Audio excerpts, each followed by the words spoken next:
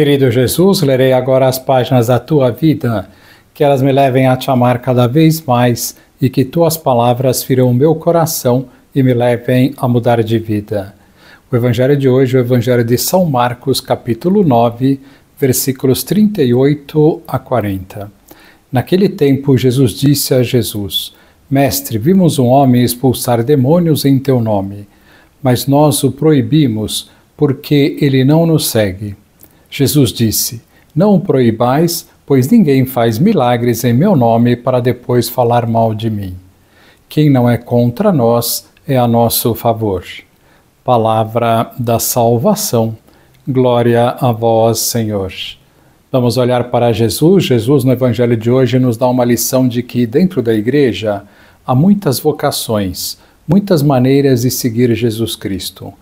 Uns são chamados a terem uma dedicação maior à igreja, outros são chamados a viverem a vida cristã sem estarem, entre aspas, engajados, como costumamos dizer na paróquia, vivendo uma vida corrente, iluminando a vida de Cristo no seio da sua família, no ambiente de trabalho, no clube, etc. Não existe uma vocação melhor do que a outra. O que temos que seguir é a vocação que Deus deseja para nós. É nela que seremos plenamente felizes. Continuando a nossa série sobre a doutrina católica, na semana passada começamos a ver o 5º mandamento, não matar. Hoje vamos ver a segunda parte. Quando a morte é tida como iminente, o que é permitido utilizar como medicamento? Os cuidados habitualmente devidos a uma pessoa doente não podem ser legitimamente interrompidos.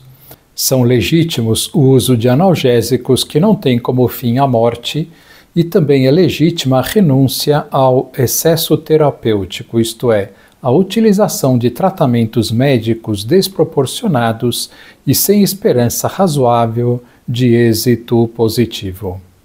Quando são moralmente legítimas as experiências científicas, médicas ou psicológicas sobre pessoas ou grupos humanos, são moralmente legítimas se estão ao serviço do bem integral da pessoa e da sociedade e não trazem riscos desproporcionados à vida e à integridade física e psíquica dos indivíduos, que devem ser oportunamente esclarecidos e dar o seu consentimento. São consentidos o transplante e a doação de órgãos antes e depois da morte? O transplante de órgãos é moralmente aceitável com o consentimento do doador e sem riscos excessivos para ele. Para o ato nobre da doação de órgãos, deve-se certificar plenamente da morte do doador. Quais as práticas contra o respeito à integridade corpórea da pessoa humana? São os raptos e sequestros de pessoas, o terrorismo, a tortura, as violências, a esterilização direta. As amputações e as mutilações de uma pessoa só são moralmente consentidas para indispensáveis fins terapêuticos da mesma. Que deveres temos em relação ao corpo? O dever de um razoável cuidado da saúde física, da nossa e da dos outros, evitando, no entanto, o culto ao corpo e toda espécie de excessos, como o abuso dos alimentos e do álcool. E o que dizer das drogas? O uso das drogas causa gravíssimos danos à saúde e à vida humana. Salvo indicações estritamente terapêuticas, constitui falta grave. A produção clandestina e o tráfico de drogas são práticas gravíssimas. Constituem uma cooperação direta com o mal, pois incitam a práticas gravemente contrárias à lei moral. A eutanásia permitida pela Igreja? A eutanásia direta, que consiste em pôr fim à vida de pessoas deficientes, doentes ou moribundas, sejam quais forem os motivos e os meios, é moralmente inadmissível.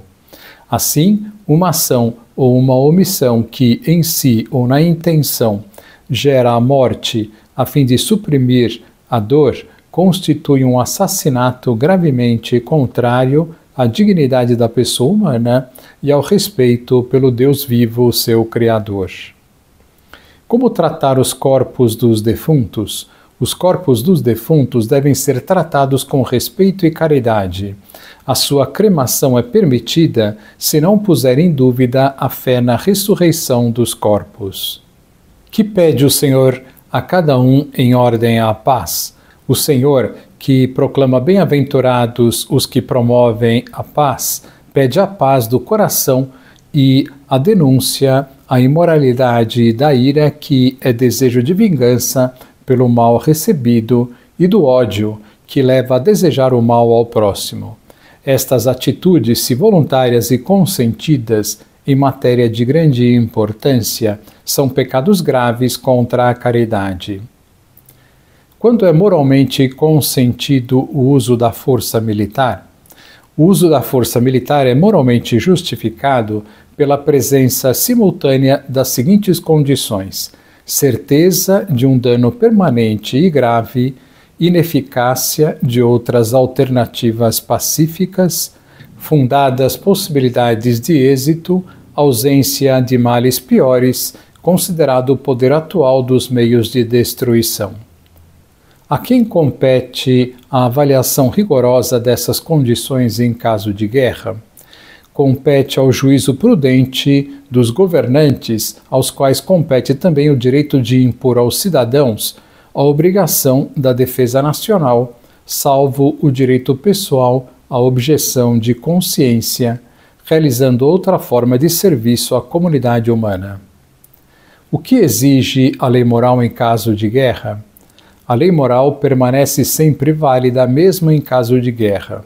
Devem tratar-se com humanidade os não combatentes, os soldados feridos e os prisioneiros. As ações deliberadamente contrárias ao direito dos povos e às disposições que as impõem são crimes que a obediência cega não pode desculpar.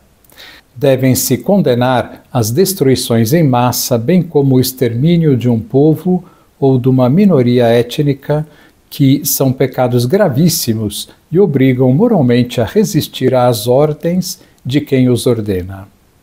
O que se deve fazer para evitar a guerra?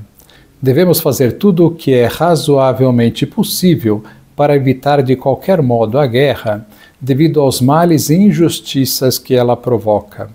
É necessário, em especial, evitar a acumulação e comércio de armas não devidamente regulamentadas pelos poderes legítimos, as injustiças, sobretudo econômicas e sociais, as discriminações étnicas e religiosas, a inveja, a desconfiança, o orgulho e o espírito de vingança. Tudo quanto se fizer para eliminar estas e outras desordens ajudará a construir a paz e a evitar a guerra. Que lição nós podemos tirar de hoje? Como vimos, são muitos os pecados contra o quinto mandamento: o homicídio, o suicídio, o aborto, o uso de drogas, a embriaguez, a eutanásia, as manipulações genéticas, o culto ao corpo, a falta de cuidado com o corpo, a guerra injusta, etc. É importante conhecermos bem este mandamento para não incorrermos em nenhum pecado. Agora vos dou a bênção para este dia, a bênção de Deus Todo-Poderoso, Pai, Filho e Espírito Santo, esteja sempre convosco e permaneça para sempre. Amém.